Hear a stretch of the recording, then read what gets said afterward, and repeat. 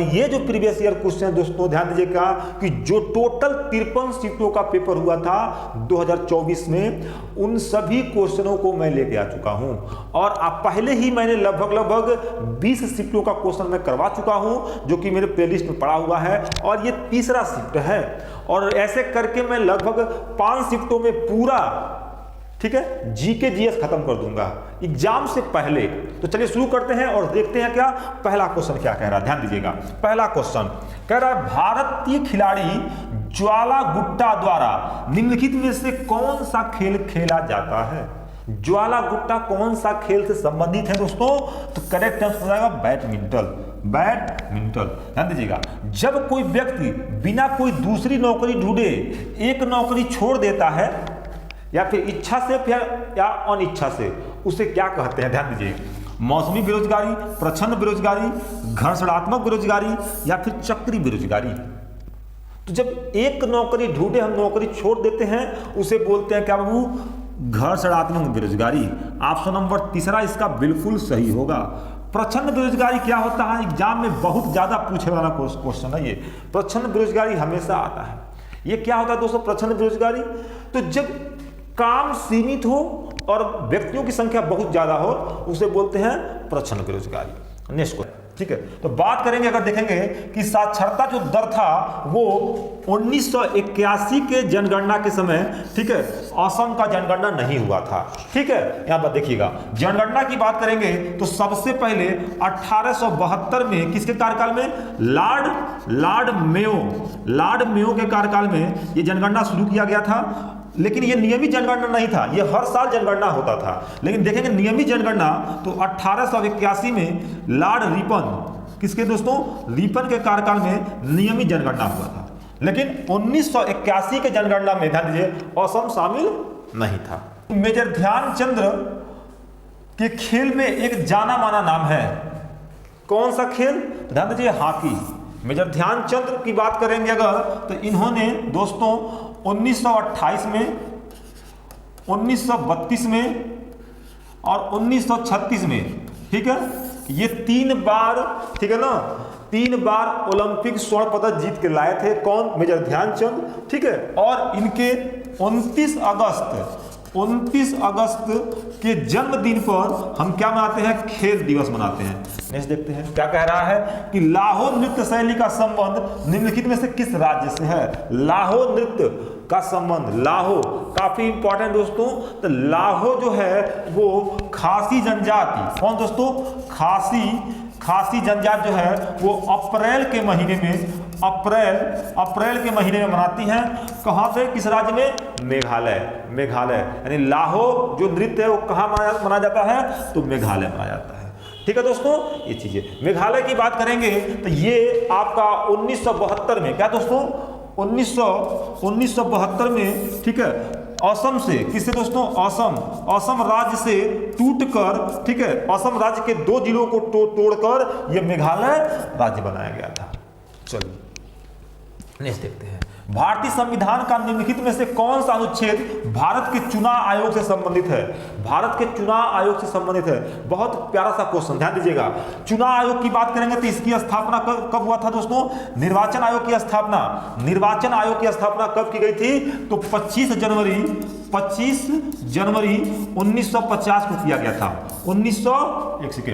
1950 को किया गया था। इसी कारण 25 जनवरी को हम मतदाता दिवस मनाते हैं। अब इसका आंसर बताइए। तो चुनाव आयोग का संबंध किस अनुच्छेद में दोस्तों? तो अनुच्छेद 324 से संबंधित है ये। नेक्स्ट, निम्नलिखित में से कौन सा त्योहार 25 दिसंबर को पूरे विश्व में मनाया जाता है? किसको नहीं पता होगा? 25 दिसंबर को क्रिसमस डे मनाते हैं। कौन सा डे? Christmas day. आगे चलते हैं, भारत में हरित क्रांति मुख्य रूप से उत्पादन के सुधार पर केंद्रित थी। अरे अभी बताया हमने कि हरित क्रांति की शुरुआत जो है देखिए तीसरी पंचवर्ष योजना में किया गया था। भारत में हरित क्रांति के जनक स्वामीनाथन को मानते हैं। किसको मानते हैं? स्वामीनाथन को मानते हैं। और सबसे अधिक प्रभाव जो है ध्यान दीजिएगा गेहूं और धान पर पड़ा। किस पे दोस्तों? गेहूं और धान पे। आगे, निम्नलिखित में से कौन सा उत्सव गुजरात का एक उत्सव नहीं है? गुजरात का एक उत्सव नहीं है। काफी इंपॉर्टेंट क्वेश्चन, ध्यान दीजिए। गुजरात का एक उत्सव नहीं है, ध्यान दीजिएगा। ठीक है, तो कौन सा जाएगा आपका दोस्तों, इसमें से कौन सा जाएगा, कच्छ, उत्तर नारायण, ठीक है, सनबर्न या फिर पैराग्लाइडिंग। तो क्या होगा आपको, सनबर्न महोत्सव जो है, ध्यान दीजिएगा, ये एक आप कह सकते हैं का इलेक्ट्रॉनिक डांस म्यूजिक है, इलेक्ट्रॉनिक डांस म्यूजिक है ये, कौन सा, सनबर्न महोत्सव। और सबसे पहले गोवा में, कहा दोस्तों, ये गोवा में, ठीक है, 2007 में यह उत्सव मनाया गया था। किसमें दोस्तों, 2007 में, ठीक है ना, यह उत्सव मनाया गया था। कहां पे, गोवा में। तो ये आपका कह सकते हैं का गुजरात का ये उत्सव नहीं है। आगे नेक्स्ट देखिएगा कि प्रसिद्ध कृति अर्थशास्त्र, भाई इसको किसको नहीं पता होगा, अर्थशास्त्र के लेखक कौन है, चाणक्य कहिए, विष्णुगुप्त कहिए, ठीक है ना, कौन थे दोस्तों, चाणक्य, कौन थे, चाणक्य, बिल्कुल सही हो जाएगा। आगे निम्नलिखित में से किस, ठीक है, किसका संबंध संगीत वाद्य यंत्र सारंगी से नहीं है। सारंगी, भाई रमेश मिश्रा तो है, शकूर खान है, उस्ताद बिंदा खां है, निखिल बनर्जी नहीं है। निखिल बनर्जी हो गए, उमा शंकर हो गए, कौन, उमा शंकर हो गए, ठीक है ना। आगे कह सकते हैं क्या कि रवि शंकर हो गए, ये सब किससे संबंधित है दोस्तों, ये सब है आपका सितारा से। किससे, सितार वादक हैं ये। कौन सा वादक है दोस्तों, ये सितार वादक हैं। नेक्स्ट क्वेश्चन देखते हैं, ध्यान दीजिएगा। संतोष ट्रॉफी का नाम भारतीय फुटबॉल में एक महान व्यक्ति सर के नाम पर रखा गया था। किसके नाम पर रखा गया था, ध्यान दीजिए दोस्तों। तो एक है मनमथ नाथ राय चौधरी, ठीक है ना, उनके नाम पर ये संतोष ट्रॉफी का नाम रखा गया था, मनमथ, ठीक है। आगे एलन बॉर्डर मेडल का संबंध निम्नलिखित में से किस खेल से है। ध्यान दीजिए दोस्तों, एलन बॉर्डर मेडल एक निम्नलिखित में से किस खेल से संबंधित है दोस्तों, तो इसका हो जाएगा क्या दोस्तों, ध्यान दीजिएगा, क्रिकेट। ऑप्शन नंबर दूसरा बिल्कुल सही हो जाएगा। सूक्ष्म वित्तीय की अवधारणा का मुख्य उद्देश्य निम्नलिखित में से किससे वित्तीय सेवा प्रदान करता है। किससे वित्तीय सेवा प्रदान करता है, काफी इंपॉर्टेंट क्वेश्चन है। किससे वित्तीय सेवा प्रदान करता है, देखिए सूक्ष्म वित्त की अवधारणा जो है किसको देगा, सूक्ष्म वित्त किसको देगा, ठीक है, कम आय वाले व्यक्ति को ही दे सकता है, और किसको देगा, उद्योग लोग थोड़ी सूक्ष्म वित्त लेंगे, सूक्ष्म कर्जा लेंगे। आगे चलते हैं। भारतीय खिलाड़ी पी.आर. श्रीजेश कौन सा खेल खेलते थे। सबसे पहले बता दें कि पी.आर. श्रीजेश जो थे वो क्या थे दोस्तों, गोलकीपर थे। क्या थे, गोलकीपर थे। तो इससे आपको पता चल गया होगा गोलकीपर किसमें होता है दोस्तों, हॉकी में। किसमें, हॉकी में। तो ऑप्शन नंबर दूसरा बिल्कुल सही हो जाएगा। कांग्रेस और मुस्लिम लीग के बीच लखनऊ समझौता पर हस्ताक्षर किस वर्ष किया गया था। देखिए दोस्तों, लखनऊ समझौता जो है आपका ये 1916 में किया गया था। इसके अध्यक्ष कौन थे, तो अंबिका चरण मजूमदार थे, और ये 1916 में किया गया था। यहाँ पे जो कांग्रेस का विभाजन था वो एक हो गया था। कांग्रेस का विभाजन क्या हो गया था, एक हो गया था। कांग्रेस के विभाजन की बात करेंगे तो 1907 में किस अधिवेशन में, सूरत अधिवेशन में ये अलग हुए थे, और फिर जाकर 1916 में क्या हो गए दोस्तों, एक हो गए थे। आगे चलते हैं, नेक्स्ट क्वेश्चन देखिएगा। निम्नलिखित में से भारत के नियंत्रक महालेखा परीक्षक CAG का कार्यकाल होता है, ध्यान दीजिए, CAG का कार्यकाल जो होता है वो 6 वर्ष या 65 वर्ष, जो पहले पूरा हो जाए, ठीक है, 6 वर्ष या 65 वर्ष। CAG सर किस अनुच्छेद में है, तो 148 अनुच्छेद में है। इसे कौन नियुक्त करता है CAG को, तो राष्ट्रपति। ध्यान दीजिए, राष्ट्रपति नियुक्त करता है। कौन नियुक्त करता है दोस्तों, तो राष्ट्रपति नियुक्त करता है। समझ में आ गया, ठीक है। वीडियो अच्छा लगा प्लीज चैनल को लाइक सब्सक्राइब जरूर कर लीजिए, ठीक है, क्योंकि टाइम बहुत कम है, तो हम चाहते हैं कि कम समय में आप अधिक से अधिक क्वेश्चन कर सकें, ठीक है। आगे चलते हैं, नेक्स्ट क्वेश्चन आप देखिएगा। निम्नलिखित में से कौन सा त्योहार जो है मुख्य रूप से असम से संबंधित है। असम, देखिए दोस्तों बिल्कुल सही है, असम से संबंधित कौन है, बिहू असम का लोकप्रिय त्योहार है, और ये किस महीने में मनाया जाता है दोस्तों, तो अप्रैल के महीने में। किस महीने में, अप्रैल के महीने में ये बिहू नृत्य कह सकते हैं क्या, सॉरी बिहू त्योहार जो है वो मनाया जाता है। चलिए आगे चलते हैं, ध्यान दीजिएगा क्या कह रहा है। निम्नलिखित में से किसने लोक नृत्य राई को लोकप्रिय बनाया था, तो राम सहाय पांडे। कौन थे दोस्तों, राम सहाय पांडे जी थे। गुप्त साम्राज्य को देखिए अक्सर भारत का स्वर्ण युग कहा जाता है। इस अवधि के दौरान ज्ञान के किस क्षेत्र में महत्वपूर्ण प्रगति हुई थी? काफी अच्छा क्वेश्चन है, तो ध्यान दीजिएगा, यहाँ पे काफी इंपॉर्टेंट है। विज्ञान, कला और साहित्य के क्षेत्र में ज्यादा विकास हुआ था। किस काल में? गुप्त काल में। गुप्त काल की स्थापना किसने किया था? श्री गुप्त ने किया था। नेक्स्ट देखिएगा क्या कि भारत की 2011 की जनगणना के दौरान की स्थिति के अनुसार निम्नलिखित में से कौन सा पड़ोसी देश दुनिया के शीर्ष 10 अधिक आबादी वाले देशों में शामिल नहीं था? कौन सा आंसर होगा दोस्तों? श्रीलंका, बांग्लादेश, चीन या पाकिस्तान? तो ध्यान दीजिएगा कि श्रीलंका जो है ये नहीं था, बाकी बांग्लादेश, चीन और पाकिस्तान से श्रीलंका नहीं था। आगे चलते हैं। आवर्त सारणी के प्रथम आवर्त में कितने तत्व होते हैं? तो कितने होते हैं? प्रथम आवर्त में कितने तत्व होते हैं? ध्यान दीजिए दोस्तों, काफी अच्छा क्वेश्चन है। तो सिर्फ 2 ही तो होते हैं, हीलियम और लिथियम। हीलियम और लिथियम सिर्फ 2 ही तत्व होते हैं, एक इस साइड एक उस साइड। आगे, भारत में जनगणना कार्य 2 चरणों में आयोजित किया जाता है। ये 2 चरण कौन से हैं? ये 2 चरण कौन से हैं? तो ध्यान दीजिए, पहला जो है मकान सूचीकरण होता है और मकानों की गणना, फिर जनसंख्या गणना। 2 तरह से, पहले मकान गणना होता है, फिर जनसंख्या का गणना होता है।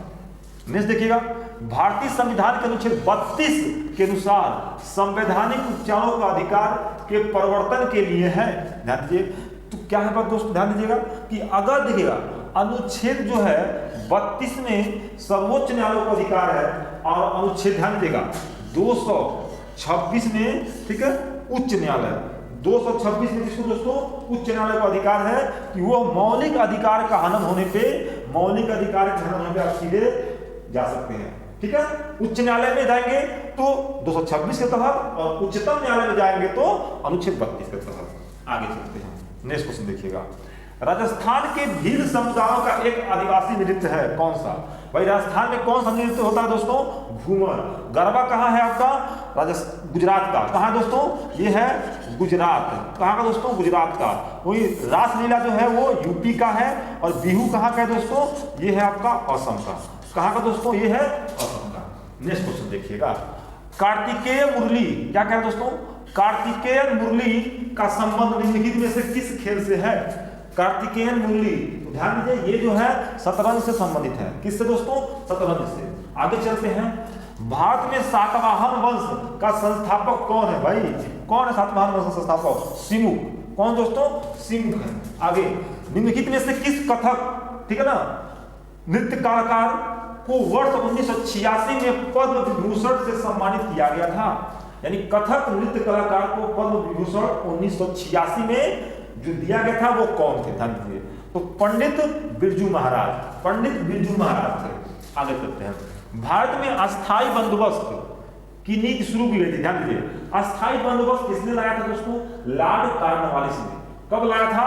तो 1793 में, 1793 में लाया था। ठीक है, ये बंदोबस्त क्या था दोस्तों? ये था क्या कि किसानों से कैसे कर्ज लिया जाए, सॉरी टैक्स, क्या किसानों से कैसे टैक्स लिया जाए उसका उल्लेखन है इसमें। ठीक है, और ये जो था ये टैक्स कैसे होते थे दोस्तों? अस्थायी बंदोबस्त में तो जमींदारों को ये दे दिए थे जिम्मेदारी कि जमींदार जो है वो हमको टैक्स लाएंगे। ठीक है, आगे चलते हैं, नेक्स्ट क्वेश्चन देखिएगा, प्रकाश पादुकोण निम्नलिखित में से किस खेल से संबंधित है दोस्तों? प्रकाश पादुकोण तो बैडमिंटन से। किससे दोस्तों? बैडमिंटन से। आगे चलते हैं, भारतीय खान ब्यूरो का मुख्यालय कहाँ पे है? भारतीय खान ब्यूरो का मुख्यालय दोस्तों कहाँ हो सकता है? नागपुर में। कहाँ दोस्तों? निम्नलिखित में से किस शख्सियत का संबंध 1950 के सर्वोदय योजना से है? तो करेक्ट आंसर होगा जयप्रकाश नारायण। आगे चलते हैं, भारत में किस आयु वर्ग को आमतौर पर कामकाजी आयु की आबादी माना जाता है? अब इस क्वेश्चन को आप गलती कर सकते हैं, ठीक है, लेकिन इसका करेक्ट आंसर कौन सा है? 15 से 59 वर्ष। कितना दोस्तों? 15 से 59 वर्ष। ध्यान रहे, महासु नृत्य शैली का संबंध भारत के किस राज्य से है? महासु नृत्य शैली का संबंध, ध्यान दीजिएगा, तो इसका करेक्ट आंसर हिमाचल प्रदेश। कौन दोस्तों? हिमाचल प्रदेश। ध्यान दीजिएगा, एक प्रसिद्ध सितारा वादक और भारत के सबसे प्रतिष्ठित शास्त्रीय संगीतकारों में से एक है। कौन है दोस्तों? तो ध्यान दीजिएगा कि सितारा की बात करेगा तो पंडित रविशंकर। क्या दोस्तों? पंडित रविशंकर इसका करेक्ट आंसर होगा। रविशंकर हो गए, उमा शंकर हो गए, निखिल बनर्जी हो गए, ये सब सितारा वादक हैं। नेक्स्ट क्वेश्चन ध्यान दीजिएगा, ऋण ग्राहक, ठीक है ना, क्या कह रहा है, ऋण ग्रहण को छोड़कर, यानी ऋण ग्रहण को छोड़कर, ठीक है, सरकार के कुल व्यय और कुल प्राप्तियों के बीच का अंतर क्या कहलाता है? ध्यान दीजिए, काफी इंपॉर्टेंट क्वेश्चन है, क्या कहलाता है? ध्यान दीजिए, इसको हम बोलते हैं राजकोषीय घाटा। क्या बोलते हैं? राजकोषीय घाटा। आगे, भारतीय संविधान के, ठीक है, कि लोकसभा के अध्यक्ष के पद का उल्लेखन किया गया है। किस अनुच्छेद में दोस्तों? ध्यान दीजिए, लोकसभा के अध्यक्ष का पद का उल्लेखन जो है अनुच्छेद 93 में, किस अनुच्छेद में दोस्तों? 93 में किया गया।